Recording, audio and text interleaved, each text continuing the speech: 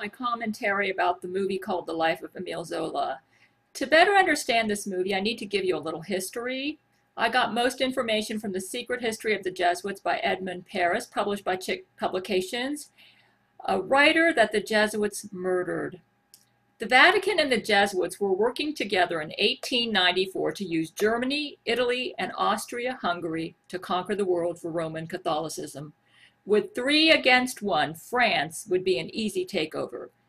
This movie's pretty accurate, except it omits how the Jesuits were involved with the corruption in the French army that found an innocent man, Dreyfus, guilty, and how these Jesuits orchestrated the anti-Semitic outrage in France and Europe that resulted eventually in the Nazi Holocaust against the Jews. Because the Jesuits are trying to cover up their evil history, it's hard to find this movie online. So I'm presenting it at my website. France became uneasy by a Germany over-equipped with arms and formed an alliance with Russia in 1894, the same year that the Jewish army officer Alfred Dreyfus was, on December 22nd, 1894, proved guilty of treason for providing French military secrets to the Germans. Years later, we learned that a secret document had been given to the judges without the knowledge of Dreyfus's counsel. So they sent Dreyfus to Devil's Island off of South America. That Dreyfus was convicted the same year that France formed an alliance with Russia is no coincidence, but provides the motives for the Jesuits, using their French press to create an anti-Semitic outrage in France against Dreyfus. The one who committed treason with Germany against France was Ferdinand Walsen Esterhazy. But because Jesuits wanted to keep Dreyfus guilty in order to weaken the French military against Germany, they promoted an anti-Semitic outrage in France that made it impossible for Dreyfus to have a fair trial. The Jesuit-run press said, "The Jews hold the Republic in their hands," which is more Hebrew than French. God created the Jew to be used as a spy whenever treason is committed, not only in France, but in Germany, Austria, and Hungary. Jews must be excluded from the nation.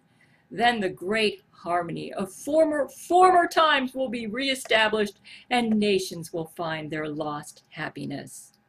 The Jesuits used their press and their strong influence in the French army to destroy Dreyfus's reputation, even though he was rich, had a good reputation before they messed with him, and led an orderly life.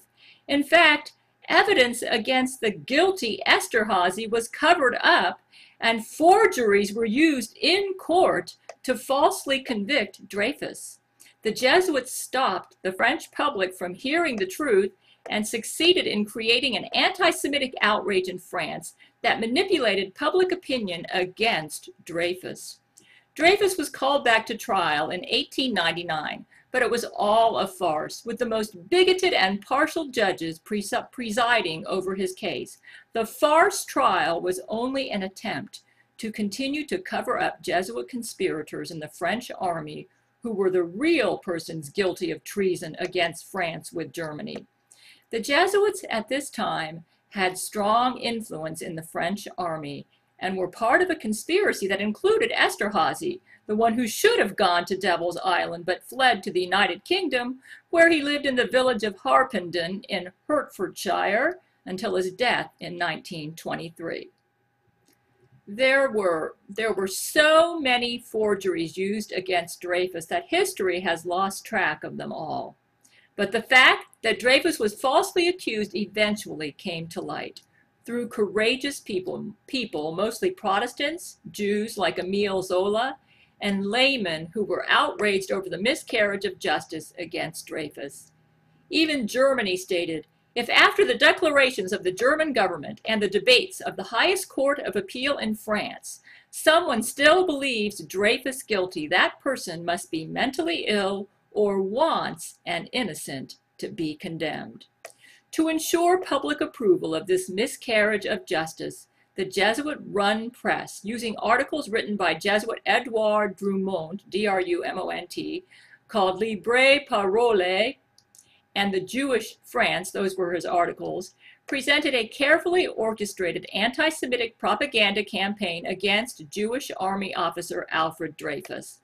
General Raoul de Boisdeffre, I'm not sure of pronunciation here, head of the French army at this time, went to a Jesuit priest, Father Dulac, for confession regularly while dealing with the Dreyfus affair. He had led the charge against Dreyfus and cooperated with the Jesuits to keep secret all evidence that could prove Dreyfus was falsely accused. When Hubert Joseph Henry, the true forger, finally confessed to forgery, this general admitted that the Jesuit he went to for confession, Father Dulac, had scandalously deceived him about the Dreyfus affair, and being a very honest man, he resigned. The Abbé Brugueret reported that he stopped all, I think it's pronounced Brugueret, I've never taken French, reported that he stopped all communications with his former confessor, Dulac, and even refused to see this Jesuit priest again when dying. When he was dying, he refused to see him. From Wikipedia about Hubert Joseph Henry. In August 1898, Godefroy Cavaignac, C-A-V-A-I-G-N-A-C, ordered Captain Louis Quinier to examine the documents which sent Captain Dreyfus to his exile from France to Devil's Island. This matter should have been brought before Parliament, but due to Cavaignac's nature, the minister threw caution to the wind. Quinier soon learned that the most damning evidence brought to the court in 1896 by Henry was in fact a forgery using two separate documents, later known as Faux Henry, to assure the sentence he and his supporters desired. Henry was called into questioning on August 30th by Cavaignac and managed to protest his innocence for only an hour before he confessed. This led to the resignations of Generals de Pelliot and des Boisdeffre, who admitted having been duped by the forgery. On the day of Henry's arrest, Henry, in prison, committed suicide.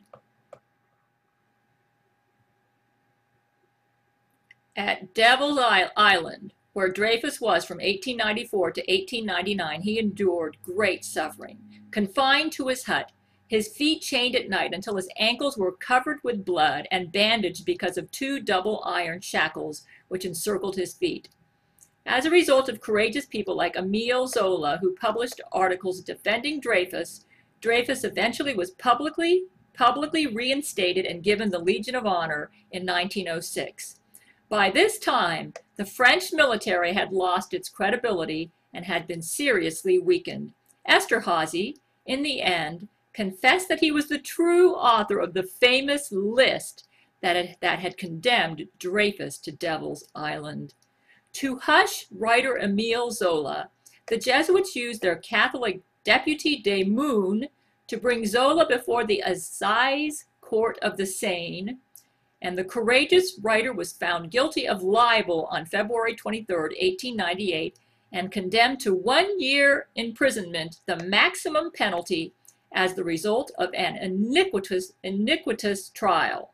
He escaped to England to avoid imprisonment, not to return to France until June 1899. The Jesuits accomplished their objective, and the Dreyfus affair grew, became a political conflict, divided families, and cut France in two. The Jesuits now hoped they could use Germany, Italy, and Austria-Hungary to conquer a weakened France and then get Europe and the world for Roman Catholicism, which they tried to do with World War I. Their anti-Semitism came to full force in World War II, using their puppet Adolf Hitler, again trying to conquer the world for Roman Catholicism.